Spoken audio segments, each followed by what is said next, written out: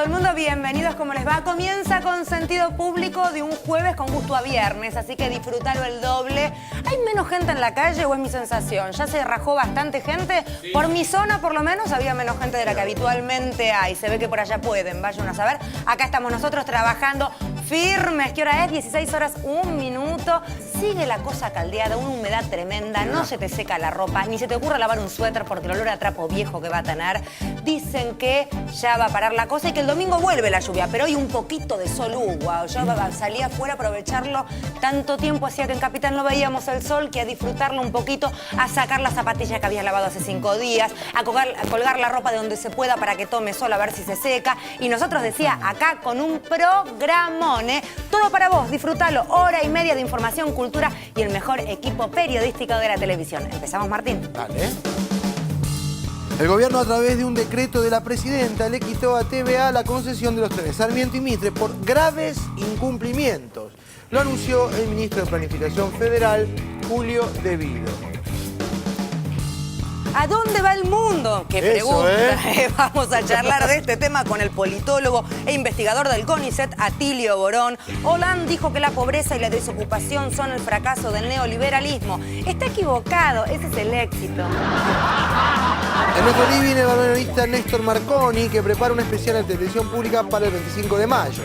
En ese día, 1810, French y Beruti repartían escarapelas en el Cabildo, mientras González Oro decía que repartía banderas para estar lleno de disco. Dale, ahora, el caos de tránsito que había hoy a la mañana, en la 9 de julio, era gracias. Sí, mucho gas. Había mucha gente mangueando banderitas, las típicas de Radio 10, y parece que se armó un caos tremendo allí en el centro. Y hoy tenemos el micro de Economía Social con Ariel Sujarchuk. Viene para hablarnos de la Asociación de Turismo de Uribe Larrea, provincia de Buenos Aires. Paisanos esos, mira. Te lo dije sin furcio. Uribe Larrea, imagínate, más bajo imposible. Sí, tremendo. ¿Conocés Uribe Larrea? Bonito. ¿Bonito? Sí. ¿Te parece que tienen ricos quesos, ricos fiambres? De eso vamos a estar hablando. Ahí en su expresión total. ¿Damos vías de comunicación, señor? Por supuesto, es muy fácil. Facebook es con sentido público, ahí nos encontrás. Estamos todos los días nosotros. Ahí en Facebook te atendemos todos los días. Siempre. 24 horas 365. Podés escribirnos al Twitter, que es @tv_pública. La página del canal es www.tvpublica.com.ar. Está todo, como está en terapia, tremendo. La verdad que muy bien hecha. Me da orgullo decir que laburo en este canal y que esa serie esté hecha acá. De verdad lo digo. Me da orgullo. Y nuestro mail es consentido@tvpublica.com.ar. ¿Y usted qué sintió cuando dijo esto? Cuénteme. Muy emocionado. ¿Le entiendo terapia? Yo no sé, debe ser algo de papá. ¿Usted pensó en lo que pasó con su mascotita cuando era pequeño? Porque quizás esto tenga que ver con eso. Es verdad. ¿Lo dejamos acá? Sí. Nos vemos la próxima vez. Vamos a pasar ahora con doña Carvajal. Hoy estamos de estreno. ¿Por qué no es que la Carvajal estrene ropa? No, hoy en la Argentina se estrenan leyes, ¿o no? Sí, buenísimo. Se promulgaron la ley de identidad de género por un lado y la de muerte digna. Fueron publicadas hoy en el boletín oficial y esto significa que empiezan a regir. Así que por un lado ya se van a poder hacer las rectificaciones del nombre en los documentos y en las partidas de nacimiento como trámite administrativo. Esto es sin recurrir a la justicia, sin tener que ir a la justicia en esos trámites engorrosos en los cuales se veían las personas trans para cambiar el nombre el que habían elegido de acuerdo a su identidad. Y por el otro lado, la ley de muerte digna, también una ampliación de derechos, en este caso de los pacientes, donde podrán rechazar tratamientos cuando sean extraordinarios en situaciones de cuadros terminales, enfermedades incurables o irreversibles. Muy bien, señora, muchas gracias. Vamos a seguir hablando de otras cuestiones que hacen también a las mujeres y a su derecho sobre su propio cuerpo, ¿verdad? Hay un pedido internacional para que sea tema en la Argentina. Pero antes vamos con José y el tema del día. Primero vemos un extracto de la conferencia de prensa que daba hoy cerca del mediodía Julio De Vido para explicar qué pasaba de ahora en más con TVA. Produce la rescisión del contrato de concesión que la empresa TVA tenía firmada con el Estado Nacional en un contrato desde el año 95, como bien dijo ella, del 23 de mayo del 95, con las correcciones y los agregados adendas que se hicieron en el 2001, en el momento del desastre en que se vio sumida la Argentina en diciembre de ese año.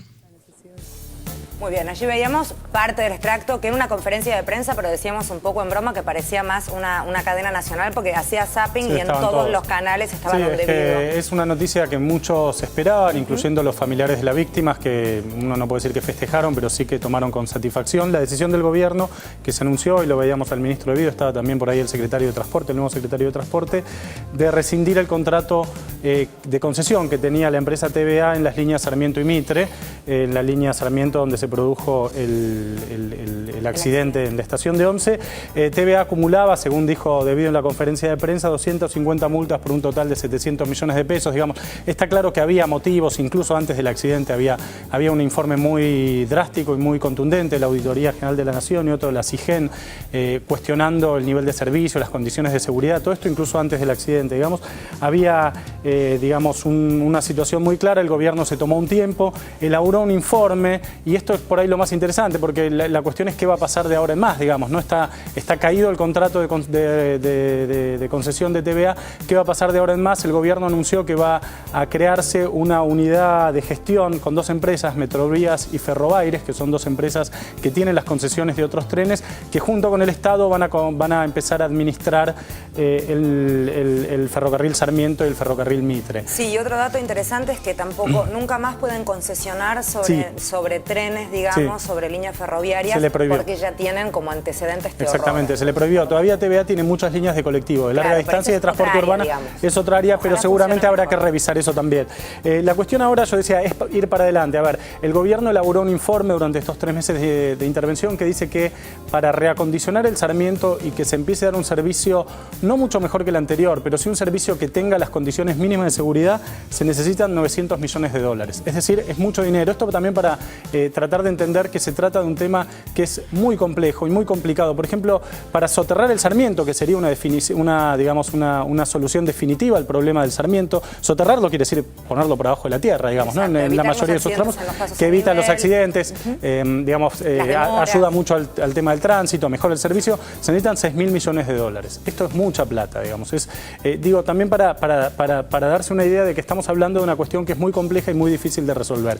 Ahora se abre, con esta decisión del gobierno, una nueva etapa. La nueva etapa en la cual va a haber una unidad de gestión diferente a cargo de 2 empresas privadas y un Estado que va a intervenir más directamente, no solo ya en el control de la empresa, sino también en el manejo cotidiano. Yo creo que uno no puede dejar de pensar por qué fueron necesarias 51 muertes, ¿no? Para llegar a esto, si había tantas advertencias de que el sistema no funcionaba bien, que había cuestiones de infraestructura, falta de inversiones. Sí. De hecho, en el decreto que tiene 30 páginas en el cual se anuncia la rescisión de este contrato, se enumeran, se afirma que digamos, no hay ninguna forma de pataleo por parte de TVA, que es totalmente culpable de esta rescisión, por lo cual el Estado no le va a pagar un peso, ¿no? Lo que dice Mariana está muy bien, digamos. Evidentemente el accidente primero y la decisión ahora del gobierno demuestran que, digamos, la política de transporte que se siguió, particularmente en temas ferrocarriles en los últimos años, fue una política equivocada.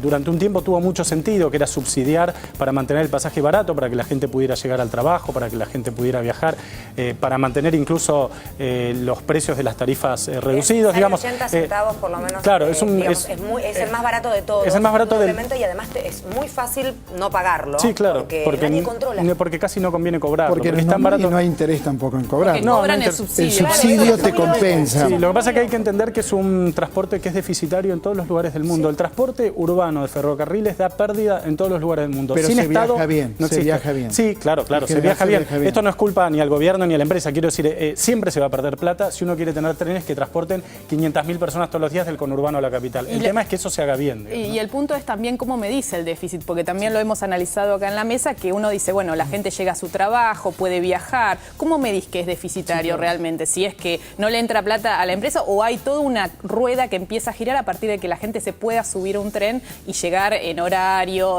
viajar, ¿Y qué va a hacer TVA? Ser accesible.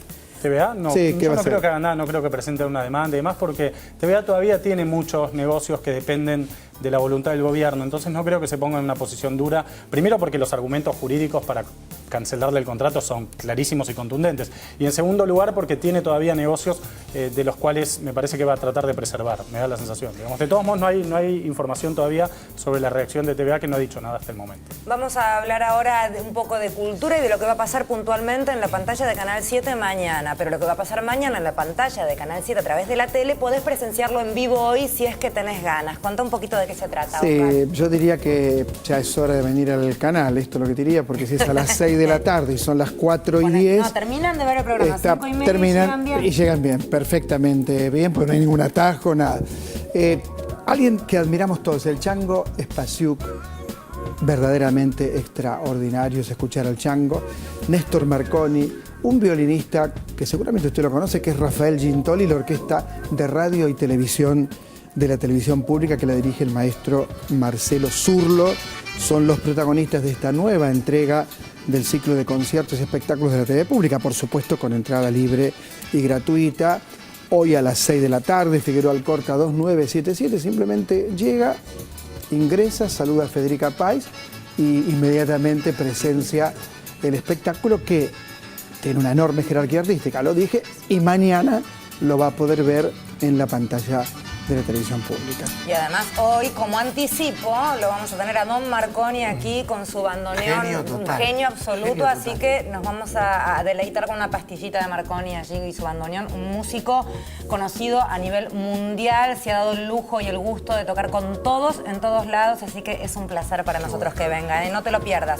Sí, ahí va, me están apurando, qué cosa. Vamos a noticia triste ahora, la verdad es que me encantaría no tener que seguir dando este tipo de noticias que pasan en nuestro país, Marian. Sí, por un lado tenemos que es un fallo y en este sentido hay que celebrar porque viene a saldar un poco la injusticia de un despido de un empleado de un supermercado, una cadena de hipermercados de la cadena Coto, que fue despedido. Él alegó que no había causa, que tenía que ver con su enfermedad, era portador del virus de VIH, y la empresa que dijo que era una reestructuración, que en realidad lo echaban por una reestructuración, que no sabían que estaba enfermo. La cuestión es que fue a la justicia laboral y la Cámara Laboral ratificó que había sido una situación de discriminación y por esto ameritaba una indemnización, 60.000 pesos de resarcimiento para este empleado. Y lo importante es que esto sirva de mensaje, ¿no? Como vos decías, que no ocurran este tipo de situaciones en las cuales las empresas, al ver una persona, además, como sabemos que es una enfermedad, pero que no, digamos, ¿por qué van a discriminar a una persona porque sea portador de alguna enfermedad, en este caso el VIH? En algún otro momento se tenía como mucho prejuicio, ¿no? Yo creo que en eso hemos avanzado. Creo que la sociedad ha avanzado y sabemos que no hay posibilidad de contagio en el contacto de uno a uno. Y esto es muy importante desde el punto de vista de la información, porque al principio, años atrás, había mucha desinformación en torno a esto y se cometían estos abusos. Esperemos que esto pase, ¿no? Que no haya pasado, que no siga pasando, que no pase más y que este fallo sea un poco así como una forma de llamar la atención a los empresarios en el sentido que cumplan con lo que tienen que cumplir, y si no lo cumplen, si discriminan, van a tener que pagar. Vos sabés que hay muchos chiquitos que son hoy ya grandes, porque por la edad que tienen, que se supo que eran portadores, que van a las escuelas, están siendo los vehículos de conciencia de esto, Está justamente. buenísimo. Porque son los que dicen, mirá, juego, corro, salto igual que vos. Claro. Es verdad, porto una enfermedad complicadísima, pero mira, acá estoy, al lado tuyo. Y a partir de ahí, ese vehículo es buenísimo, porque si de chico aprendemos cómo es esta situación, va a ser mucho más fácil el futuro, ¿no?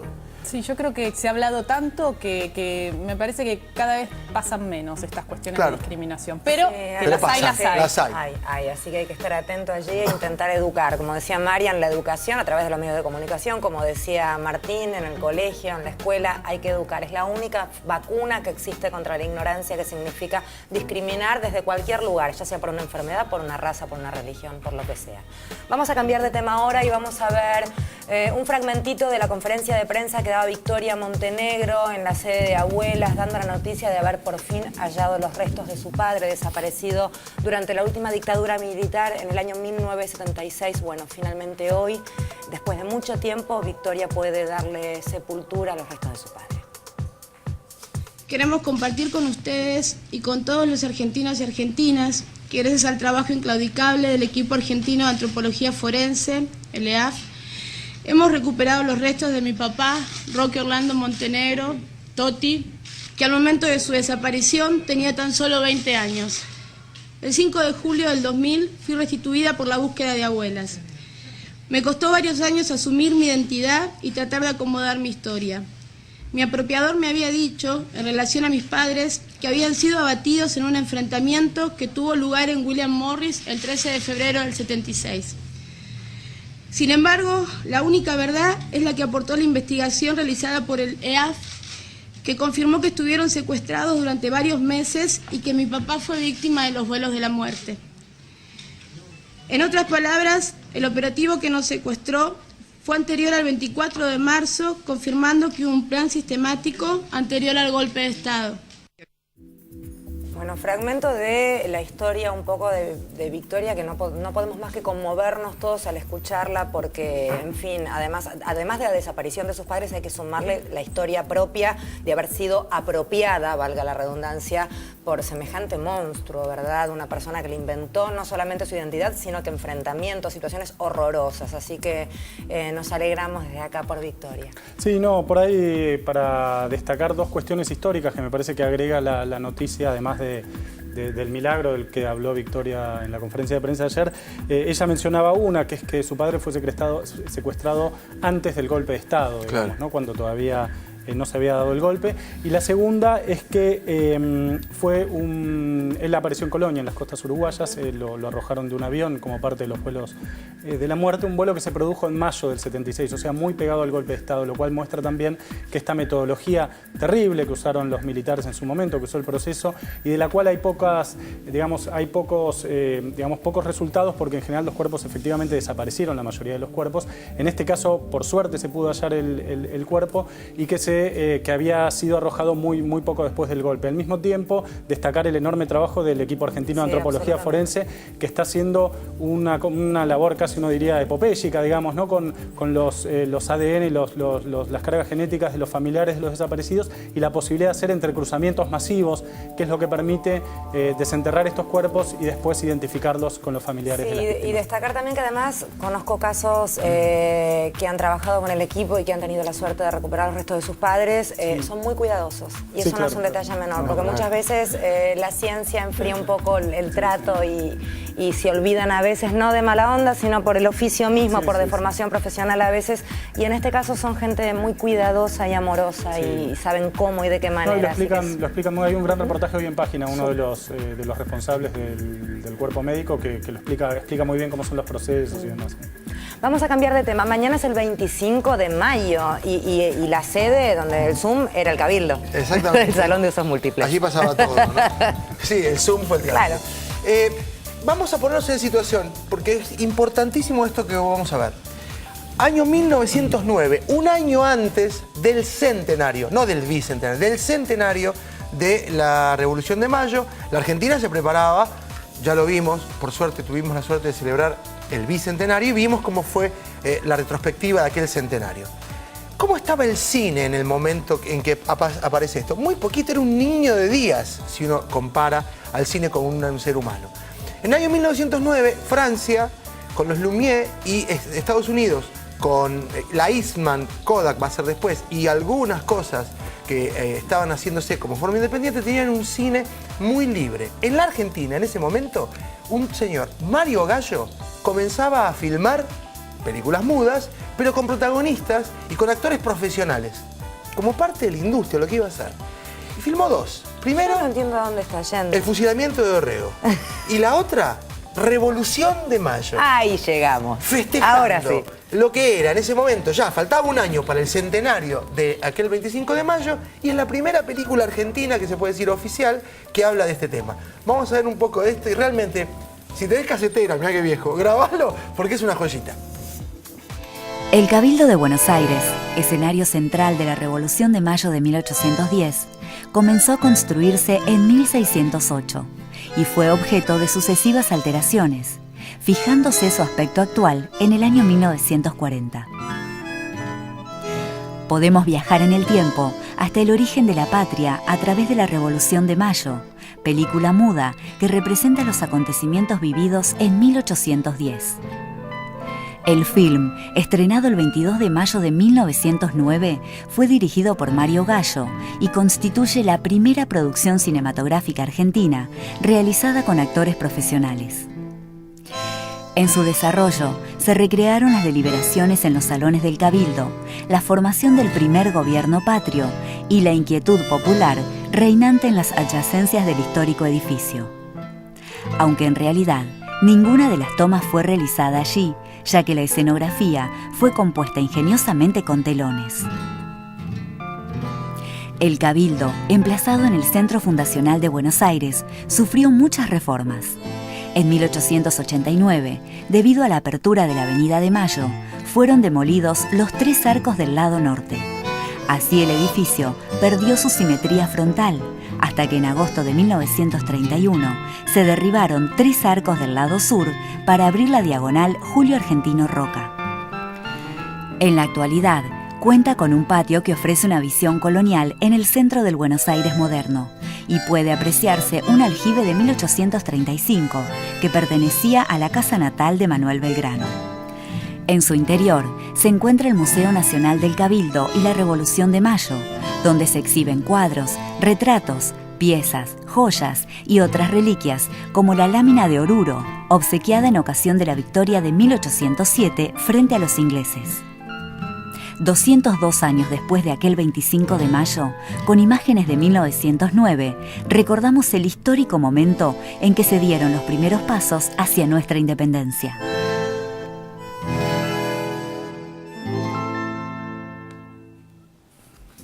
Qué lindo material de archivo y qué linda propuesta también para ir con los chicos, para pasear, en fin, uno como porteño a lo mejor lo tiene tan incorporado que no valora ese pedacito de historia que está allí. Gracias chicos por el material de archivo y por recordar algunos rincones aquí de nuestra ciudad que a veces ni miramos de tanto pasar. Atilio, bienvenido. Hola. El señor Atilio Borón, politólogo, investigador del CONICET, gracias por venir. ¿Qué temita, nene? Sí. Yo te lo resumo en mis palabras. ¿Hay un despiolo infernal en Europa? ¿Qué onda? Bueno, mira, yo diría lo siguiente. Estamos ante un mundo que está cambiando muy aceleradamente. En los últimos 20 años, para poner esto en contexto, el sistema internacional pasó por 3 modalidades. Bipolarismo, ¿verdad? Unión Soviética, Estados Unidos. Eso se derrumba en el 1991-92. Luego viene un periodo de 10 años de unipolarismo, o sea, predominio indiscutido de Estados Unidos. Y después tenés el 11 de septiembre del 2001 que abre un periodo nuevo, en donde tenés hoy un sistema completamente diferente, multipolar en lo económico, en lo político y unipolar en lo militar. Primera vez en la historia que hay algo así. Y en este contexto, una Europa que en los años del bipolarismo estaba un poco arrinconada. Luego, cuando desaparece la Unión Soviética, parece tomar fuerzas y empezar a establecer un papel más importante, pero que la toma la crisis económica y está a punto de producir la desintegración del sueño de la Unión Europea. Bueno, es que eso, a mí lo que me parece una paradoja es que no hace tanto tiempo mirábamos a la Unión Europea como el modelo a seguir. Claro. Exactamente. Claro. Todo, España, yo recuerdo ver España triunfante y muchos argentinos armando sus valijas y yéndose a triunfar allá, ¿verdad? Claro. Lo que pasa es que, bueno, hubo cambios muy, muy significativos. Hace 20 años nadie decía que China iba a ser la primera economía del mundo. Y lo va a ser en 3 o 4 años más. Ahora, Atilio, por ahí una duda que me parece que es interesante. Cuando se producen estos cambios geopolíticos de semejante magnitud, digamos, muchas veces esto se procesa de manera bélica, ¿no? Con batallas, con guerras, etcétera. Hasta ahora, bueno, hay focos bélicos en diferentes lugares del mundo, pero no hay una guerra masiva. ¿Vos cómo ves este escenario, digamos? Bueno, yo lo veo complicado, por ejemplo, si uno lee los materiales del Pentágono en Estados Unidos, la anticipación de ello es 30 años de guerras. Lo dicen, está escrito así, te lo ponen de una manera clarita. Como que habría que esperar 30 años de guerra de aquí a más. De prepararse que de acá en más vamos a tener 30 años de guerra. Ellos te lo dicen, hay informes del año 2001, 2002, 2003. Por eso la doctrina de Bush, la guerra infinita, tiene como fundamento ese nuevo diagnóstico que hacen del sistema internacional. Ahora, ¿guerra contra quién? No te lo dicen del todo, pero cuando uno lee entre líneas, el objetivo es China. Pero porque les conviene tener una guerra. Digamos, con Irak pasó lo mismo. Mira, les conviene y no les conviene, porque la crisis económica de Estados Unidos ahora es gravísima, ¿verdad? Pensá que es un país cuyo Estado se ha endeudado a un nivel impresionante. Tiene un dólar que se está devaluando aceleradamente, que está dejando de ser moneda de reserva mundial. Algunos sectores de Estados Unidos, coincido con vos, Federica, es un gran negocio. O sea, si yo fuera fabricante de armas, estaría feliz de la vida, porque yo fabrico helicópteros artillados, aviones, y mantengo al mundo en vilo con eso, hago grandes negocios. Pero Estados Unidos como país, esto lo compromete. Y además hay un dato, ya Estados Unidos no pesa como antes en la arena mundial. Ahora, Atilio, es una crisis que por primera vez, creo que desde el 30, afecta principalmente a los países centrales, ¿no? Claro. Europa, Estados Unidos, y no al resto del mundo. ¿Qué es lo que pasa en el resto del mundo? Digo, sobre todo en América Latina. Digo. Bueno, el resto del mundo hasta ahora la hemos venido sorteando bastante bien, en América Latina la crisis. Ojalá que sigamos así, aunque hay que tener cuidado porque esta es una crisis que va a durar mucho tiempo. La crisis económica no es algo que vaya a salirse de la noche a la mañana. Pensá vos que cuando estalló, las grandes gurúes de la economía mundial decían, no, es un año de crisis. Un ratito, ya llevamos 4 años largos y la verdad que cuando uno mira el panorama global estamos peor que antes, porque hiciste el rescate de los bancos, comprometiste a los estados en una política multimillonaria de rescate de los bancos y la economía no se reanima. Y Europa se te está cayendo en pedazos. Yo tengo un solo dato que, por ejemplo, la prensa ha obviado, no sé por qué razones, la prensa a nivel internacional, ¿no es cierto? Es que todo el mundo dice, bueno, Grecia estaba muy endeudada, por eso se cayó. Ahora, cuando vos miras los números que el propio Banco Internacional de Acuerdos de Basilea, ¿no es cierto?, que es un organismo muy serio que maneja todo este tema de los intercambios bancarios, los datos de ellos demuestran que el endeudamiento de Gran Bretaña es el doble. De Inglaterra. Lo que pasa es que no están en el euro. Ellos. No están en el euro, pero la gran pregunta que se hacen está bien, vos estás muy endeudado, pero ¿por cuánto tiempo más podés seguir? Y yo creo que la desesperación de David Cameron, con estos gestos que nos tocan a nosotros, con el tema de la remilitarización de las Malvinas, mandar primero un destructor, ahora parece que quieren mandar un submarino atómico, tiene que ver con el hecho de que al hombre se le están quemando los papeles en su casa. Entonces, pero bueno, ¿pero por qué recurren a la historia de la guerra? ¿Porque son sociedades belicosas per se? ¿Porque tienen como criterios sí o sí desde ese lugar? Porque en general desde tiempos inmemoriales, cuando vos tenés un problema interno muy serio, una guerra siempre es un mecanismo de reintegración social y de cohesionar tu propio frente interno. Una desgracia, pero es así. Cuando vos fíjate que en muchos países, situaciones internas muy complicadas, la guerra es una solución, genera un sentimiento de unidad nacional, identificas un enemigo que te quiere aniquilar y por lo tanto concitas todas las fuerzas nacionales para tratar de hacer frente a ese enemigo, tiene sus ventajas, entre comillas, por supuesto es una inmoralidad, es inaceptable, hay que criticar todo eso, pero yo lo veo como un mecanismo. En Estados Unidos se ha venido utilizando mucho, ¿verdad? Ahora, Atilio, estamos viendo, en Europa está sucediendo la cumbre de los 27, digamos, en donde no se logran poner de acuerdo los dos países más fuertes de Europa, que son Francia y Alemania. ¿Vos crees que esto puede, o sea, se puede encontrar una solución intermedia de compromiso entre, digamos, una Francia que apuesta más al crecimiento, una cosa más heterodoxa, y Alemania que insiste con la austeridad? Perdón, y si hubiera sido Sarkozy, se hubieran puesto de acuerdo, indudablemente. Ya estarían de acuerdo. O estarían más de acuerdo, más fácilmente de acuerdo. Porque ahora marca la fisura, me parece, el nuevo presidente. Sí, ahora con Hollande la cosa va a cambiar un poco, yo creo. Lo que pasa es que ahora Merkel está bastante debilitada porque el programa tampoco le está empezando a funcionar en Alemania. Claro, está empezando a perder en Alemania. Perdió en lo que sería la provincia de Buenos Aires de Alemania, que es el estado de Renania, que es donde está el grueso del electorado, perdió y perdió muy mal. Fue la peor elección desde la Segunda Guerra Mundial. O sea que el programa ya también está concitando mucho bronca, mucho resentimiento. Entonces yo lo que te diría, no hay guerras entre los países desarrollados, pero cuando uno mira el escenario mundial, la violencia que se ha desencadenado contra algunas regiones del planeta, pensá Medio Oriente, ¿no es cierto? Pensá en Asia Central, ¿verdad? Con además toda la nueva tecnología militar, los aviones no tripulados, los famosos drones, todos los días tenés, digamos, víctimas colaterales, llamadas colaterales. Un en realidad, eufemismo. Son un eufemismo. Lo de los aviones no tripulados es interesante, ¿no? Porque es realmente revolucionario. Pero es como jugar a la PlayStation, a la guerra con la PlayStation. Es la posibilidad de bombardear poblaciones sin riesgo. Sin riesgo, riesgo cero, porque en Estados Unidos, después de Vietnam, la idea de tener 55.000 cuerpos regresando muertos de la guerra, sí, ya más los lisiados, más los lisiados, todo lo demás. Entonces,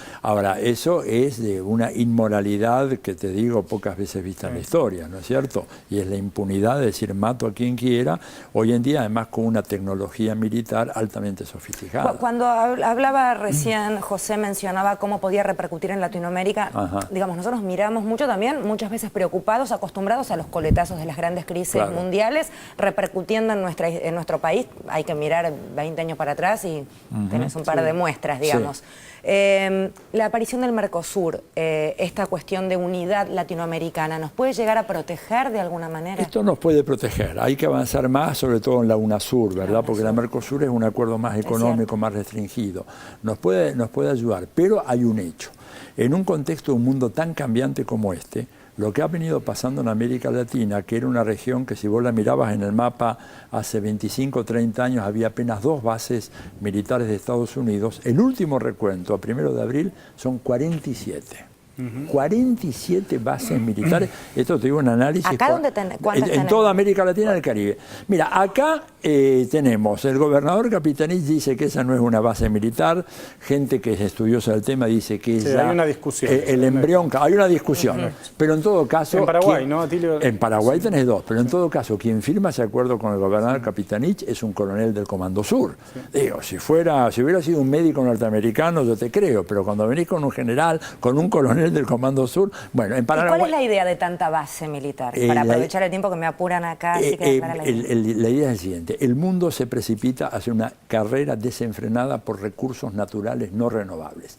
Y Sudamérica tiene la bendición y la maldición simultánea de ser la región más rica del mundo, en petróleo, en gas, en minerales estratégicos, en agua, en biodiversidad. Y lo que no quiere Estados Unidos con esas bases es que acá vengan los chinos, que son muchos, y los indios, que son tantos como los chinos, entre los dos tenés 2.600 millones, casi la mitad de la población mundial, que vengan a apoderarse de esos recursos acá, apoderarse o utilizarlos.